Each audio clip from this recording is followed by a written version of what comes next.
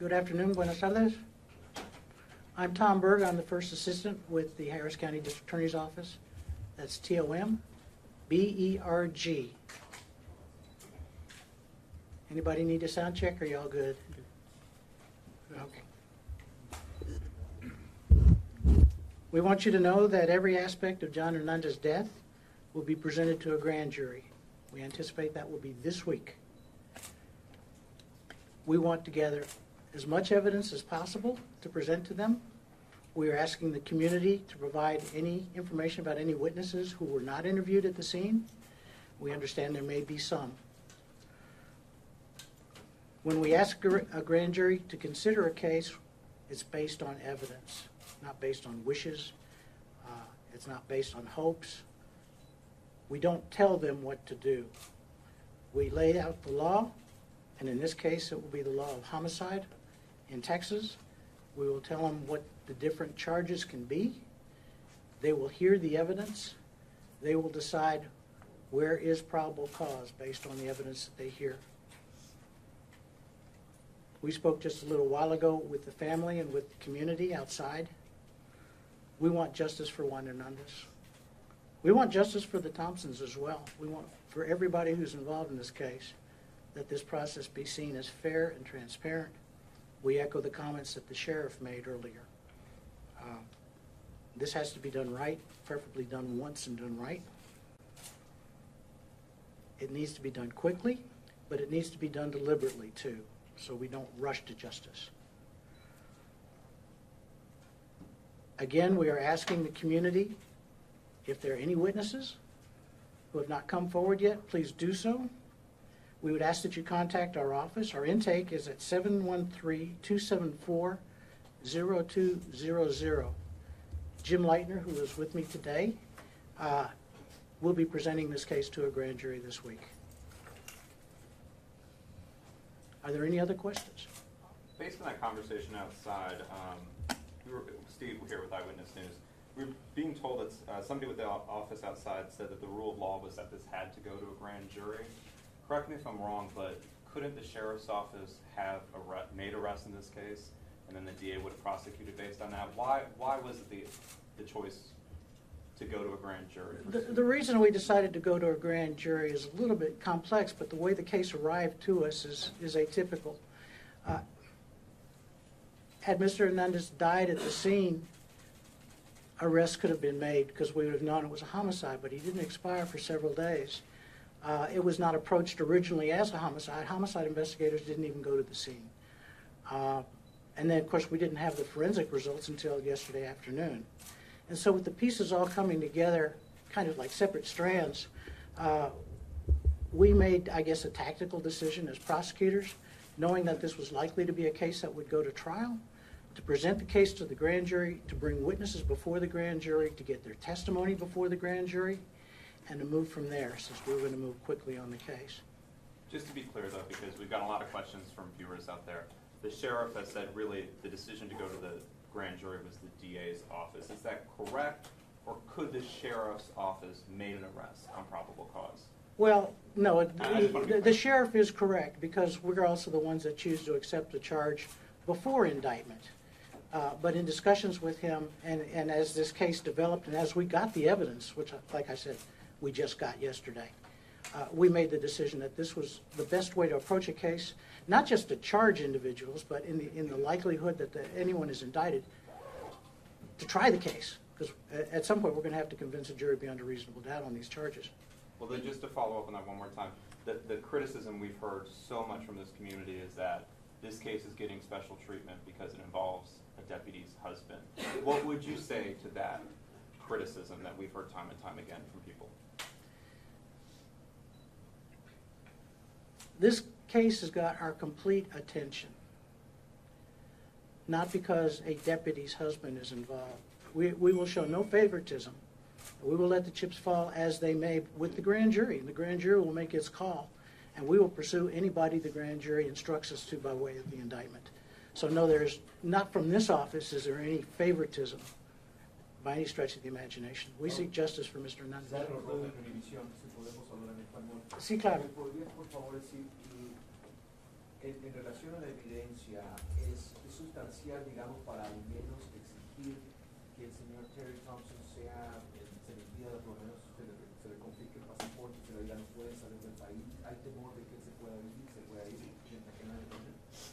Bueno, no tenemos pruebas que indiquen que tiene ganas de huir. Él vive aquí, es ciudadano, no pienso que se va. En relación a la evidencia en sí, ¿es normal el tiempo que pasó, digo, más de una semana entre recolectar la evidencia, o era necesario el informe forense para poder presentárselo al jurado? Bueno, normalmente se tarda hasta 90 días para presentar un caso al gran jurado. Estamos corriendo con el caso, en efecto, porque es por la forma de la llegada de las pruebas en el caso. ¿Ha tenido la oportunidad de hablar con Terry Thompson? ¿Qué les ha dicho? ¿Lo han entrevistado? Tratemos de entrevistar a él. No podemos comentar más. No quiso hablar con nosotros en ese momento. Fue entrevistado ahí. Tenemos la documentación de su entrevista con los policías en la escena. Can we get that in English? Sure. Sure, the question was Mr. Thompson interviewed by us? He has not been interviewed by us, and he's declined the opportunity to talk to us at this point. But he was interviewed by officers at the scene and did give a statement. Mr. Burke, can you tell When you us? said that you're going to go wherever the grand jury tells you, does that include, because a lot of people are calling for Shauna Thompson to be prosecuted too. Is she also under the microscope here? All the evidence will be presented to the grand jury. That's really about the best way that I can state it. Part of the evidence obviously involves her participation. They will consider that too. Whether her conduct is as clear-cut in violating the law as his, that's for the grand jury to say. That's why we use them. It's for their judgment. Mr. Burke, can you por favor? Está interesante la pregunta. Okay, bueno, la pregunta que también sí estamos considerando la señora Thompson. Y la participación de ella es distinta que de él. Y las pruebas en contra de ella son distintas. Todo va a ser considerado por el gran jurado. Is it problematic that a homicide detective did not come to the scene when it happened? Is that atypical? Is that problematic at all? The case, as I understand it, was reported initially as an assault by the now deceased Mr. Hernandez against Mr. Thompson. And so homicide did not report to the scene. Obviously, in hindsight, that was a bad decision because it is a homicide. We can't address why that happened. That's something that we live with. We would have much rather had homicide investigators there at the time to develop evidence instead of doing it belatedly, but that's what we got. It was HCSO that responded, right? I'm sorry? Was it HCSO that responded? Yes, it was. And then the protesters distributed a sheet saying, well, we are glad that District Attorney Kim Owak finally recognizes that there is probable cause. Has the DA's office recognized that there is probable cause? We're presenting the case to the grand jury. Obviously, we believe there must be probable cause to present it to a grand jury, but it's going to be their call. It's not ours. That matters at this point because that's how we're proceeding with the case. Mr. Burke, can you tell us whether or not Thompson was tested for drugs or alcohol, to the best of your knowledge? To the best of my knowledge, he was not. And can you tell us whether or not the wife has been interviewed by your office, or has she also declined that opportunity? She was interviewed at the scene, but she's also declined our offer. And is it fair to say that this has been expedited given the gravity of the case in terms of when it's going to a grand jury? You said you hope this week or early next week? We hope to present it this week. Is that typical, or has the DA expedited this given the concern from the community? Well, I want to emphasize that while we acknowledge the concerns of the community, we're all concerned. I think everybody here has seen the video, and we know the outcome of the forensic evidence. We are acting deliberately and not hurriedly in this case. We just think we can get this done this week with the grand jury and get moving on the case. When you see that video, what was your reaction? I'm not going to comment on my reaction. This is going to be a grand jury and ultimately a jury's decision. So my personal reaction, which was the same as yours, is irrelevant. No, es algo normal, hablemos de lo que hizo este hombre. Es algo normal de que tome él la justicia en sus manos y vea a alguien en público orinar. Bueno, no creemos en eso, no. por lo que sucedió. Estamos hablando Pero de una- era una pelea entre los dos, eso sí sabemos. Pero lo que sucedió, claro que no es normal. So, la pregunta era el timeline. ¿Ya entregaron la evidencia al jurado? ¿Ya fue entregada? ¿Y cuánto tiempo crees tú que tome para que el jurado tome una decisión? Y se haga? Vamos a presentar las pruebas con ellos mañana, durante el día. Ellos van a tomar su tiempo en considerarlo. Son eficaces. Van a hacer su decisión. No sé si va a ser mañana o el día siguiente o la semana que entra, pero va a estar en manos de ellos. ¿Va a tener derecho el señor Thompson o su abogado de presentar alguna evidencia también al grado? Si desean. Si desean. How does it affect your job that a homicide detective wasn't called when it actually happened? Well, I guess I can answer that in more general terms. Homicide detectives are trained to not only gather evidence and preserve evidence, but to ask questions in a particular way. We had patrol officers at the scene responding to what looked to them and was reported to them as a fight between two people, at least one of who was intoxicated. Their approach was different. And a homicide investigator would have probably more care. Do you think had the homicide detective come, that you would have a much better evidence collection or, better, I guess, experience with this case? Probably so. I can tell you that when the case was called into intake that first night, and it was reported only that Mr. Hernandez had assaulted Mr. Thompson, because they were asking for assault charges against Mr. Hernandez, that there was no report that Mr. Hernandez had been taken unconscious to the hospital, and in fact showed very few vital signs. There was no report that said that he did not have any vital signs and that he was unconscious? No one had reported? No one reported that to the district attorney's office at the time when it came into intake. And so obviously everybody's looking at that as well. Mr. Berg, a lot of people, there's obviously a lot of public pressure. People want now. So could you just kind of walk us through the timeline? I know you don't have a crystal ball, but can you say typically how long this process will take from presenting to the grand jury to the grand jury releasing its decision? Just so people can kind of not expect it, say, tomorrow or in 10 minutes. Well, obviously that was the call today, justice now. Yeah. We'd all like justice now, but we know that due process requires a little bit more deliberation and patience. We will present the evidence to the grand jury. We will give them everything. If they want more, they may ask for more, in which case we're on their schedule in terms of a timeline. So I can't predict. It's just like when a jury is deliberating. You can't tell when they're going to come back with their verdict. You can't even tell with the jury whether they are going to come back with a verdict, but you hope they do. And we expect this grand jury, which is experienced, will resolve this issue promptly. But to give you a definite thing, I can't do that.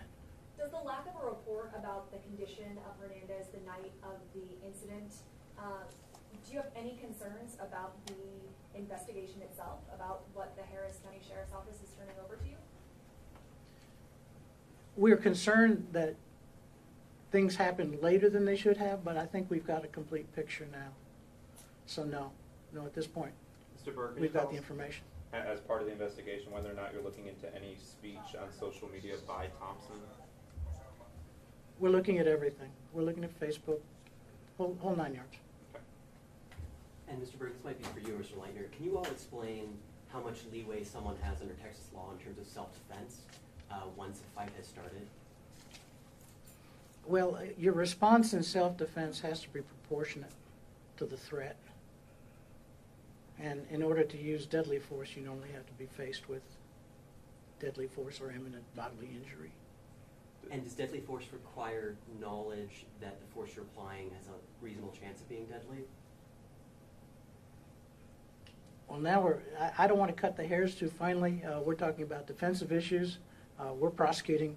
If the defense wants to raise that, then maybe they can articulate it later down the line if that's what it comes to. Does Thompson have any criminal record, to your knowledge?